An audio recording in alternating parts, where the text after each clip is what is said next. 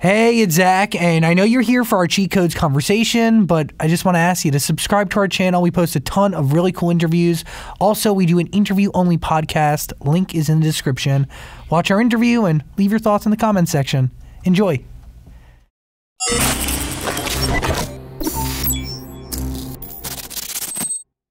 Hey, it's the Zach Sang Show. We got Heather, we got Dan, and we have Trevor, Kevin, and Matthew. The cheat code. All right. Yeah. Hey. Good to be here.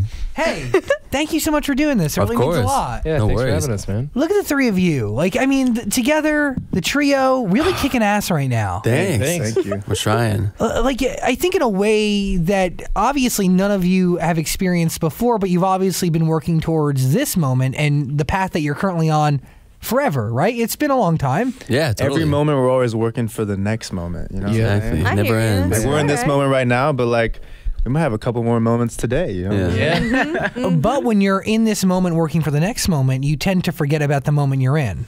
Yeah, right? you got to be in the moment, but also be looking forward. You know, it's a weird little balance you got to You figure know what out. though? When your team gets bigger, you have your team look for the next moment, Yeah. so you Live in can the be current in this moment. There you go. I like that. You know what I'm saying? That's it. Now, when you're writing lyrics and you're creating music today compared to maybe, I don't know, 2, 3, 4, 5 years ago, different headspace, different pressure around you? No, not so much pressure. I think the only difference is not having not as much time. You know what I Okay. mean? Yeah. I think when we started, we were in the studio like every day, all day, like for like a year straight. And then now we're basically touring consistently. And so we just have to find the time when we're home to get back in the studio. But as far as like pressure, no, we like to experiment and have fun and try to just change it up as much as we can, you know? Yeah, we have more options now to collaborate, whether it's with different artists or songwriters or producers, you know? It's like less stressful now. So the options are endless, so we can kind of do what we want, you know? Well, see, it's like a double-edged sword, right? Like, because you guys are big enough where people want to work with you, right? You get to have collaborations. You're not really fighting for that next big break with somebody. But you also have hits under your belt, so everybody, I feel like, sets a level. So there's a certain level of expectation. Yeah, definitely. That when That's they true. hear a Cheat Codes record or they hear you with Fetty Wap post Demi Lovato, I mean, they want something, right? The bar is set at a certain level. Totally. Yeah. And you guys now have money, right? Money that you've probably never had before in your life. Yeah. They're like head to toe in Gucci right Yeah, now. dude, like, come on. Literally head to toe.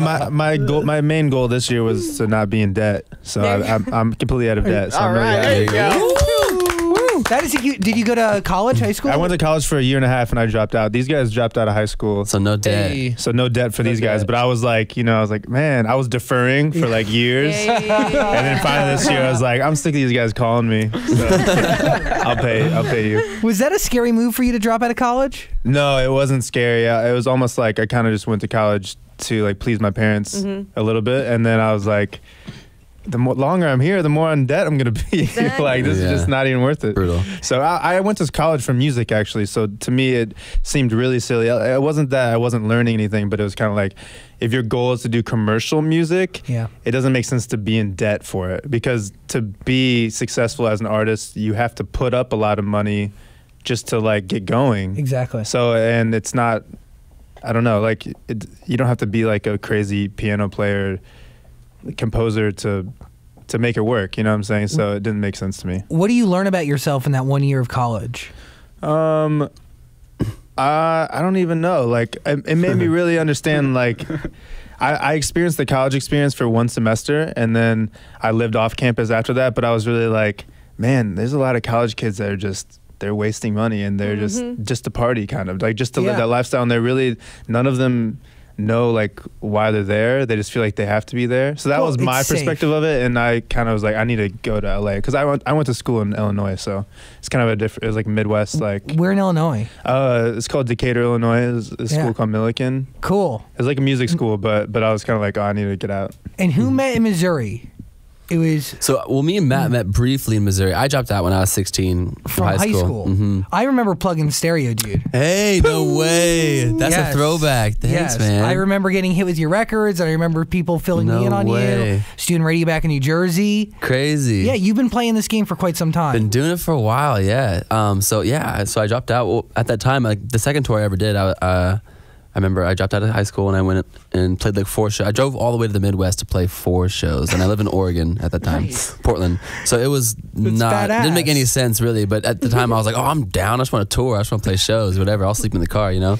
So but that's what it's about, right? yeah. So for me, that's what I wanted to do. Is like if I can do this instead of going to school, I'm down with that, you know. So, but I played a show at a pizza place in St. Louis. I was 16 and I met Matt. He was the local band playing. Yeah, they used to pay these bands in pizza. I'm not, no joke. Yeah. I swear. We got like $100, so luckily we got a little bit of gas money. But yeah, it's crazy. We met briefly, and then 2 years later, I had been hanging out in LA for a few months, and Matt had just moved there, and we met again and hung out and became roommates eventually. Yeah, Wow. me and him had been playing the game for a while, and then we met Kevy, and Kevy kind of told us the cheat code. Yeah, he's like, stop working so hard, you guys. Yeah, they're working way too hard. Yeah, he was like, why would you do that? He's like, what are you guys doing? Let's just take a step back and figure this out, you know? Is that really what happened? Where Yeah. You just came in, you're like, this is how it's going to happen?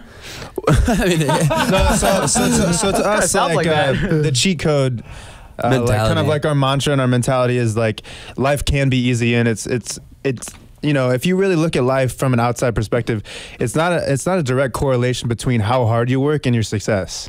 If you really look, there's a lot of people that work really hard and just struggle miserable for their entire lives. Yeah. So that correlation doesn't exist. So that perspective of me, I grew up from the Midwest.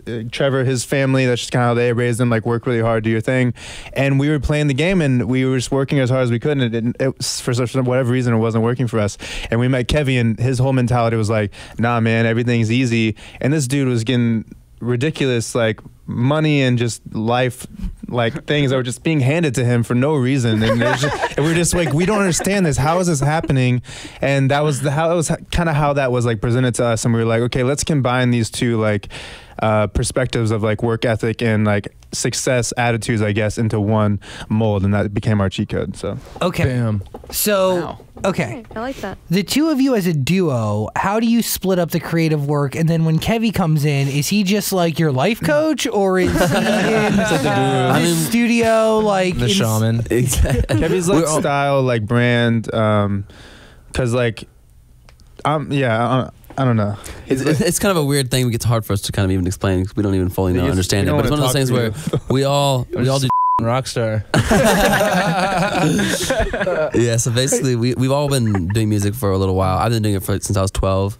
Kevy was lucky enough to kind of start music when like a year before we all met, right? Yeah, essentially. pretty much the first songs I think ever that we put out though was just the cheat code. I ever put out was just cheat codes. Yeah. First show he ever played was with us. The first show I ever played in my life was the Chainsmokers at Soma in San Diego, 2000, sold out, direct support. I was like, So hey, it's just boy. it's a completely different thing. It's one of those things where like I've been recording in my room since I was a little kid and getting that whole mentality, being able to make a song by myself front to end without anybody else touching it, really, you know.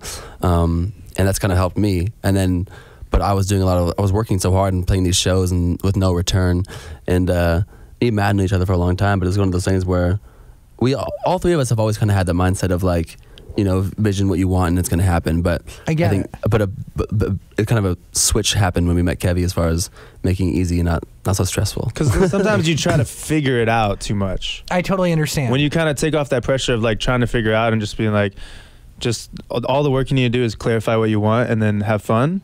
Those are the only 2 steps. Then you're like, oh, chill. But when you're trying to figure it out, you get really stressed out because you're like, man, I could do it this way or I could do it that way, but this guy's doing it this way and he's being successful, but I don't know if I can do that. There's no one way to success.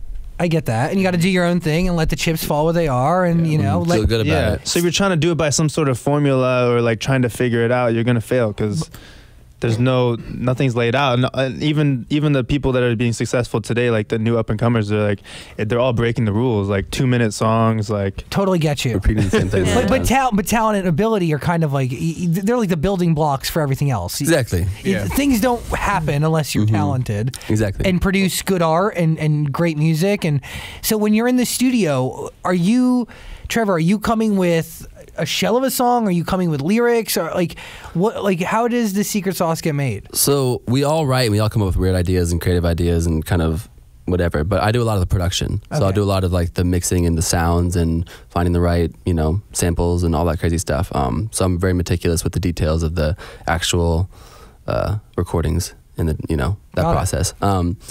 but we all write together and we all sing and do things like that. And Kevy does like a lot of the visual stuff, and Matt does a lot of the live stuff. So we kind of have our things that we kind of focus on and are good at, you know. I watched your live show. I went to the Taco Bell fashion show. And cool.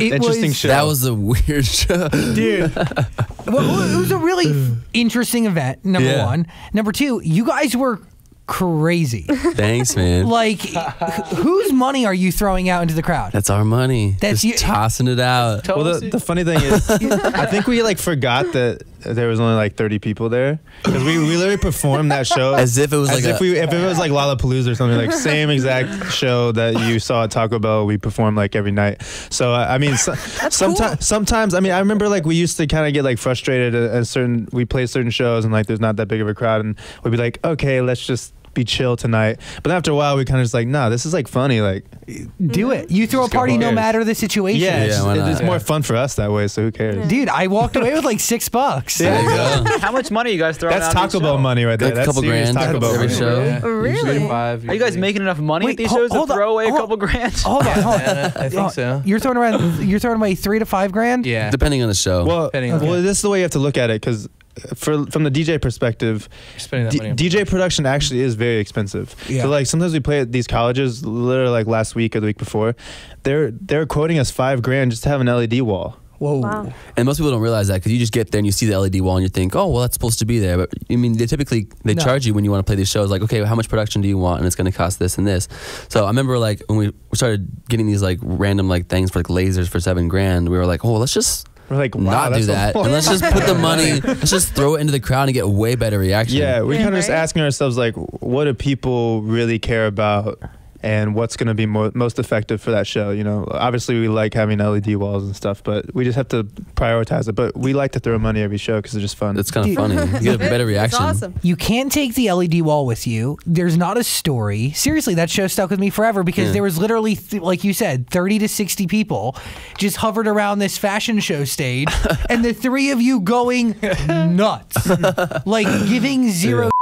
Yeah, pretty funny. It was awesome. Thanks, man. How do we prep for a show? Do we get drunk before? Do we get hyped on life? I remember What that is show. We had a couple drinks. We Yeah, had to we get were a a little little mentally drunk. prepared. You want to go out. You want to like you said, that even if there's 60 people, like we still want to like have a good time and like present ourselves in the way we would in front of 1,000 people or 20,000 people. So Yeah, you know. and those shows are cool because we had family and friends there, so it's like you're kind of just having fun. Like, you know, you're not gonna be awkward with, you got like your best friends in the crowd. Yeah. No. You got to have a good time, you know. So is like the booze before a show, is that like a regular thing? not Gets us loose? necessarily.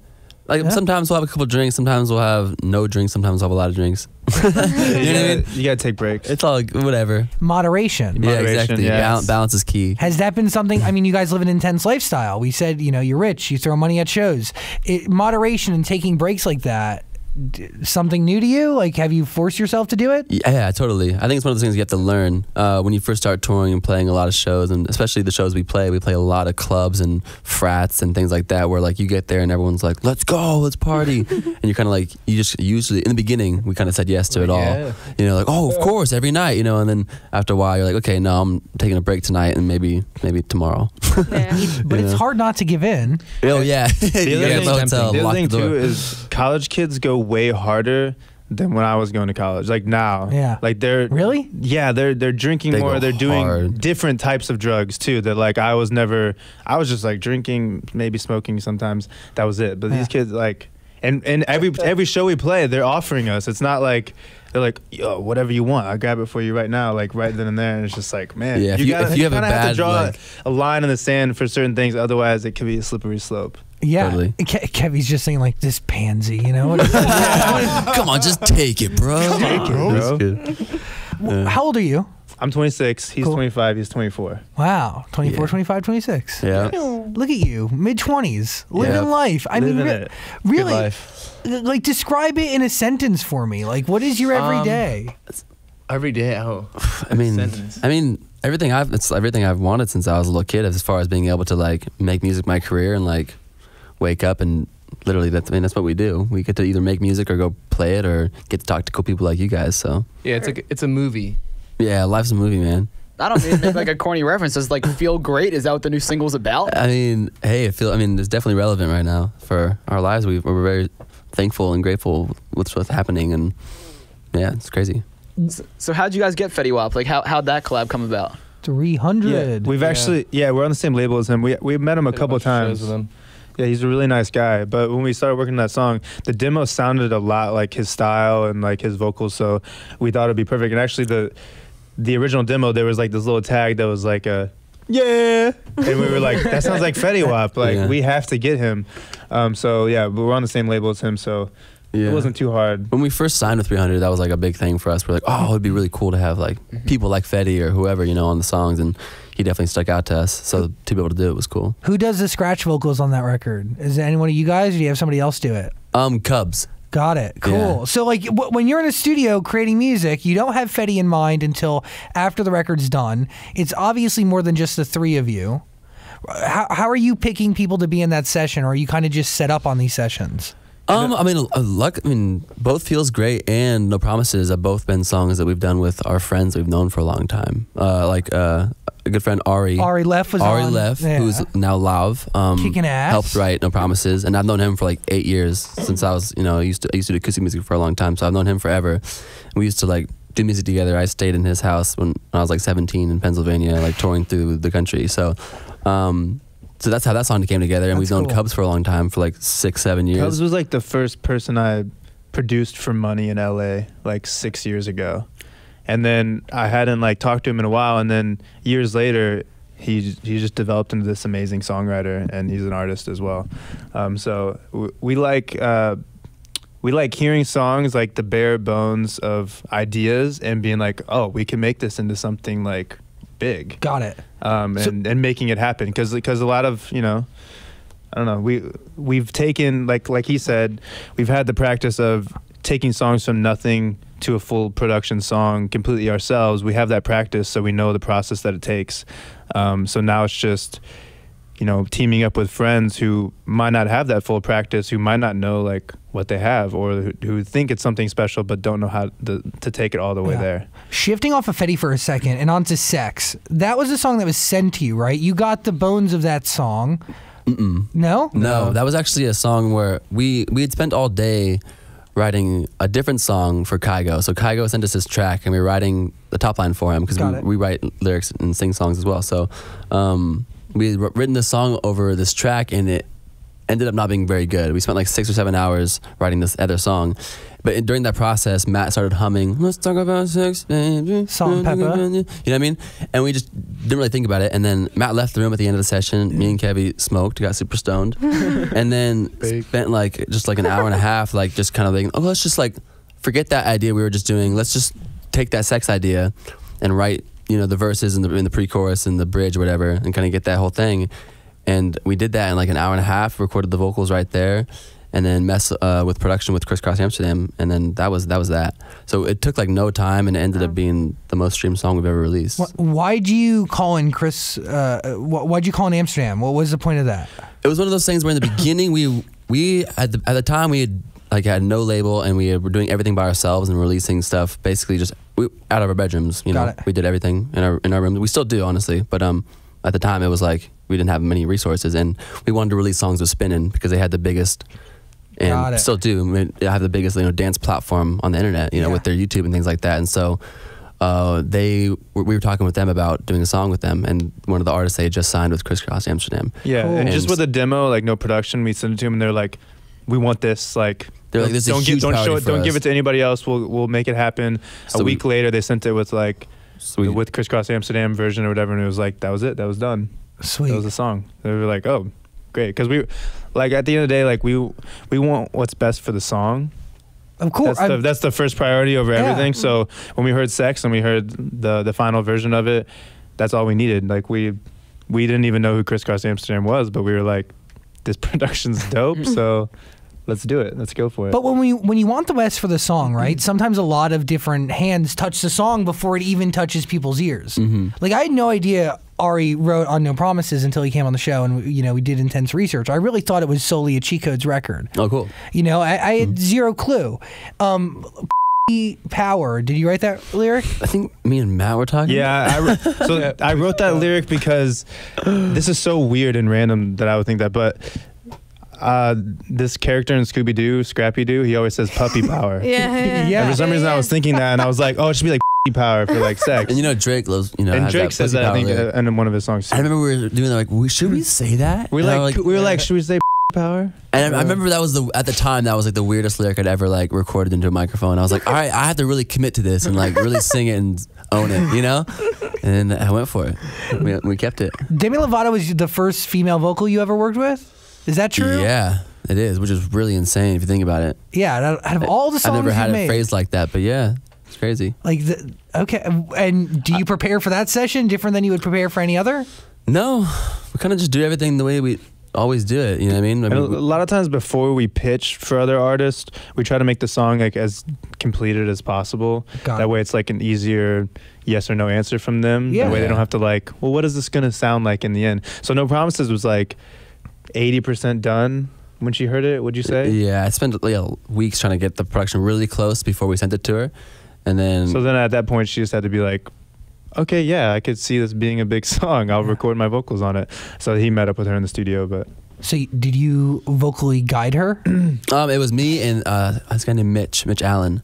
And so, yeah, it was really interesting kind of going in there with somebody like Demi and just kind of being like, oh, we should try this and maybe do more of these or whatever. And is she taking your notes? Totally, yeah.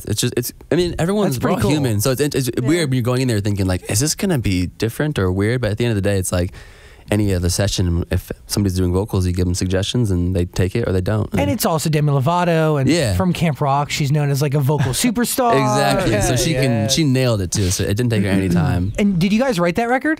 Or What's just- up? Did you write No Promises or just produce it? Produce it. Got it. Yeah. Got it. Okay, you guys are like you have every song is different. It's a Yeah, different. it's like a hard. Every answer is completely different with every song. Whether we produced it, wrote it, sang it, whatever. 'cause if we feel like we're staying in the same spot for too long, then we get bored and we feel partially like, well, if we're getting bored, then everybody else will probably start getting bored too, right? Which is a really interesting way to look at it because a lot of artists say security, right? So if I have my producers that I trust and my other writers that I trust and I can share from my life and I can get comfortable, and you guys are kind of saying the opposite. Like Totally. no comfort is where you actually succeed because I think you're so. always on your toes. It's kind of like throwing a bunch of stuff against the wall and like seeing what our favorite is. We usually always have like 20 or 30 demos at any given Jeez. point. So then whatever song stands out, That's just the one. it has go to for. be the best one. I mean, there's so many different comparisons that we could be putting out. So that's kind of how we Always put our best foot forward. Yeah. Always. And when you get into the studio with Fetty Wap, what was that? What was that studio like? How much weed was in that studio? That actually, the one with Fetty, we actually didn't do it with him. Okay. That was one of those things where he lives in Atlanta, so he did his vocals in Atlanta, sent us over the vocal track, and that was that. But he's an awesome guy. Whenever we hang out with him, there's definitely plenty of green. Yeah. I'm really disappointed to know that he lives in Atlanta. He's He does. He also he's New Jersey. New Jersey and Atlanta. From- I think he has from a New house in Jersey, both. right? Got And he it. lives in Atlanta right now. My old hometown, Fetty Wap and I. Oh yeah. Oh, cool. You know, I don't want to drop that often, but you know, After the success of working with like Demi and now Fetty Wap, do you feel like you have to keep working with these big names to keep the momentum up? I mean, it comes down to the song, really. I mean, we're not too stressed out about the name. It's one of those things where Yeah. if the song's really, really good or not, that's kind of what we're focused on. But at the end of the day, it's kind of one of those things where like Matt said, it's all about what's good for the song. So if we have a song that's really, really great and it works for somebody that is a huge name, then awesome. But if we can't force it. So if we have somebody that doesn't sound good on the song, try to sing on it and it doesn't work, we're not going to put it out. We're going to put out whoever sounds good on the song. So you like, let's say you got Demi on No Promises, you're like, this isn't working out. Would you straight up tell her like, hey, sorry, we found If it didn't somebody better? sound right, yeah, totally. or would you give notes like Fetty gives you a verse back and it's just not the right? It's just not right. You know, he didn't match what your vision was. Yeah. Are you okay with saying, hey man, what about this? Yeah, there's been a few songs we've had where people we've done send that in- We're not gonna before. say who, but you know, people send in their vocals, and we're like, oh, it's just not right for us. We're not gonna use it. So we skip it and move on and try to find something else. What a position to be in. You know? Well, I know, but you can't be like cornered into putting out. I don't like that. Art has to be No, great. It's not you know? even Yeah. art. And it needs to be natural. It needs to be organic and Yeah. authentic. And yeah, I mean, 100%. we've all heard songs where somebody will like we've heard the demos of certain songs that people put out, and then heard the final version, and it's not as good, and you're thinking like, man, they totally took a step back, and you can't do that with music. We disagree with that. And you're very passionate when it comes to other people's art because just like you create, you also consume. Trevor, you have a problem with Taylor Swift. Yeah, I Just her new I saw stuff. that this morning. They got a bigger reaction than I thought. I mean, yeah, it's Taylor Swift. Yeah. She loves knowing that she gets a reaction, no matter Yeah. what it's about, whether it's good or Yeah, bad. did you see the tweet? No. Know what happened? I was just saying how like a lot of radio's shoving her new stuff down everybody's throats, and I don't really like it personally, and I think that's kind of forced. Oh man. What's you Yeah. okay? So from not personal, solely music. I love her old music. I went to a Taylor Swift show. I met her. She's great. I love her music, for the most part. Okay. But the new stuff, it feels weird to me when like a song clearly people don't really love it, but you keep hearing it and like people keep like, I don't know, you see it on like Instagram just because like certain radio stations feel like they have to post it. You mean the business of music? Yeah, exactly. No, totally. I mean, I totally get it. I mean, I understand it, but it's one of those things where like, you know, certain music is forced more than others. Do you think art loses integrity when it's forced like that? I mean, yeah, I think so, but I think we're coming to a place where people are starting to see through it and kind of being able to avoid it a little bit more. So yeah, and pick what they want. At a certain age, I don't know, maybe 12 or 13 years old, they're smart enough to just make their own decisions as far as the music they listen to. Probably even earlier than that, but so at this point, it's like they're really only reaching those like that small percentage of people, like whether it's like moms or like 9-year-olds that are like, you know what I mean? Yeah. Like where they force it on the radio and then they're like, okay, I guess I like this Taylor Swift song. Are you okay with kids liking the cheat codes? Yeah, I'm Yeah, of okay with course, that. Yeah. Do they deserve the cheat code to life? Of course, we think everyone Yeah. deserves a cheat code to I life. believe children are our future. Always. Can you There you Whatever go. lead the way. We're getting in politics now. Like, can you ever be too young to receive the cheat code to life? No, never. no, I got don't it when think I was so. like 8. So It's been with you ever since. Yeah. since oh, dude, Sorry. what Oh, is Amber that? Alert. Amber Alert. This guy There's with been his missing Amber children. Alerts Speaking all of the children, time. I've been getting this Amber Alert all day. Turn it You gotta off, go. You man. gotta go find it, bro. Yeah, Sorry. this is you. They, No, I've really been They're getting not it all pinging day. my phone. yeah, but do you feel like maybe they know you're attached to this child in some way? That's what it is. Like they know that you're the chosen one. I think they just knew I was doing an interview. They want you to find That's them. it. They were like, we really need help. Like, Okay, what is the secret to life? The cheat code to life? Kevy. You got to think of everything as easy and not think of everything being hard. You know, like your mindset should be like, oh, this is easy. I'm going to be like the best at it because it's easy and I'm going to have fun doing it, instead of being like, oh, well, I'll never be like Kobe Bryant because he's like the best. Like, oh, screw it. It also comes down to simplicity too. Like somebody I really look up to, Richard Branson, for example, talks about it all the time. Like it takes somebody smart to make something simple. Yeah. Like any idiot can make something complicated. So anything, like whether it's our business or our music or just a decision, it's like, yo, like if this isn't simple, then come back to us when you've made it simple. Right. You know what I'm saying? Like whether it's like a business decision or whatever, like figure out the information, organize it so it's like simple, and then we'll go from there. So what you push your team to have this same outlook on life as well? Because it's easy for people to just Yeah. talk about stuff instead of just doing. Of course. Right? Yeah. So it's, I mean, we don't really have to push our team. Our team's really good, but just anything that we do, it's like if it feels like we're trying to figure it out too much or it's not simple, then we're not doing it the right way. when you overthink. Yeah, kind of the or making idea. decisions based off of fear. You never want to do that. You always want to feel good about what you're doing, you know? Wow. Damn. Hey, you're giving me a new outlook a little bit here. There you go. Not gonna lie. If you ever get that pit in your stomach about doing something, do not do it. Every time we've done it with that feeling in our stomach, it's always been a regret. So it's like you have to feel good about your decisions, and like I said, don't make them off of fear. Do you guys have any regrets so far since embarking on this journey, the three of you? Just not getting enough sleep on some of the nights that we play shows, I guess. Probably my only biggest regret. I mean, Wise words. not really. Yeah, There's been Not like one or two really. times where I feel like maybe we should have put out a different song instead of a different one. But like other than that, no. Which song do you think should have been held or?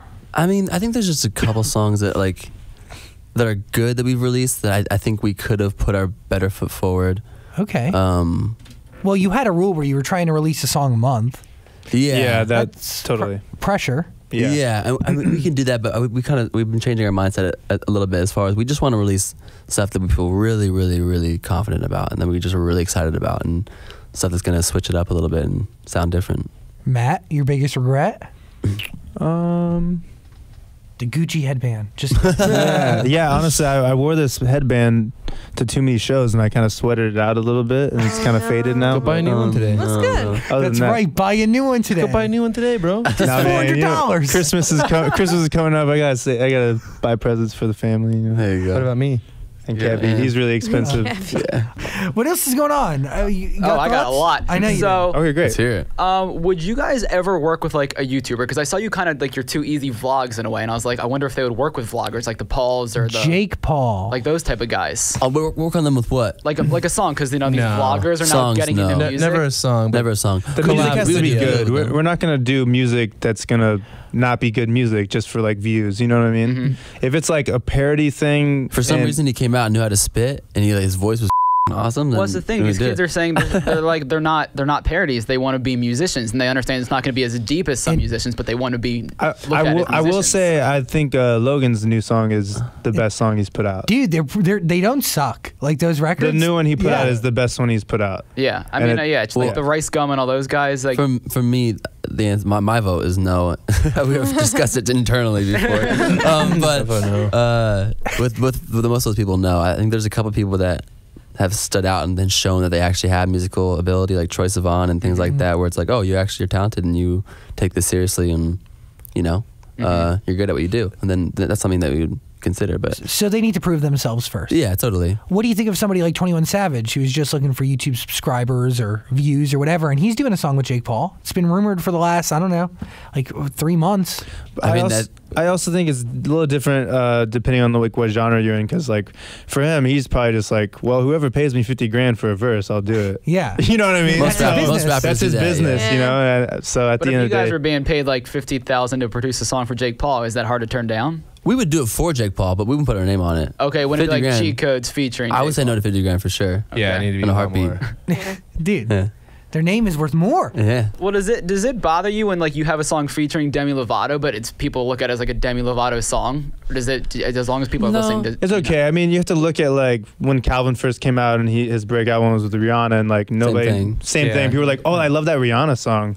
That's the same. I did the same thing. I remember listening I to the called the radio. Rihanna song back in the day too, and now I Yeah. look at Calvin Harris as Once like he- the best yeah. DJ. Yeah. Once he had his Yeah. like second or third or whatever one, people were like, "Who's this Calvin Harris guy?" Like always popping up on the radio, you know? I think it's a slower process for sure. Yeah. But I think that once you get it, I think that it's a lot more sustainable, honestly, and one of those things where I don't know. I think it's gonna be it can last longer when you do that. Spot on. I mean, look at Calvin Harris. He'll forever release music Yeah. and will forever get the respect and attention it deserves. Totally. I know he's on your list of dream collaborations. How would that work? I mean, really, one production duo or trio with a producer? Like, Yeah, it could work a lot of different ways. Like for example, last year we did a song with David Guetta and Robin Schultz. cool. So sometimes whether that's us singing on tracks that they're working on, or Calvin sings as well.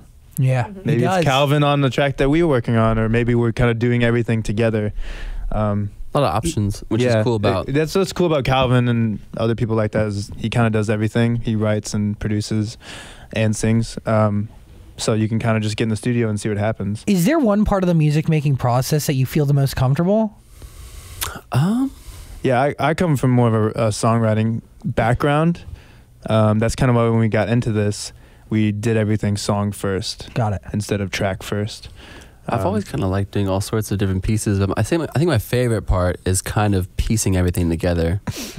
Whether it's whether the You're last building the puzzle. Yeah, the puzzle pieces is kind of my favorite thing. I really like overall like ideas and concepts.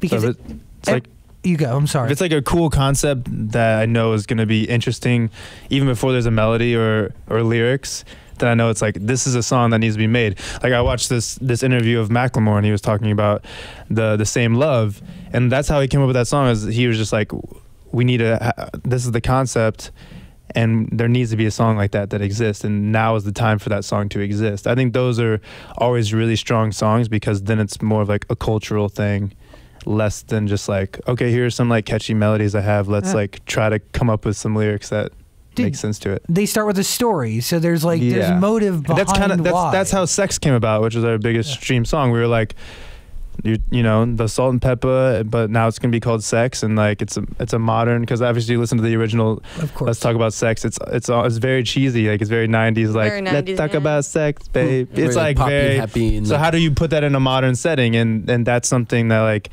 it came out the year that I was born, but now these new millennials probably never heard that song before. So the concept behind that song was really exciting when we made it, and then when we put it out, we knew it was going to get a lot of attention. And the concept was also updated to fit the times, right? Because Totally. We want to make it sexy, a little darker. and so you pro could dance sex, to. right? Mhm. Like pro having sex, whereas Salt and Pepper's version was really sex education. Yeah. Yeah, exactly. Yeah. So well done. Well, what was it like Thank you.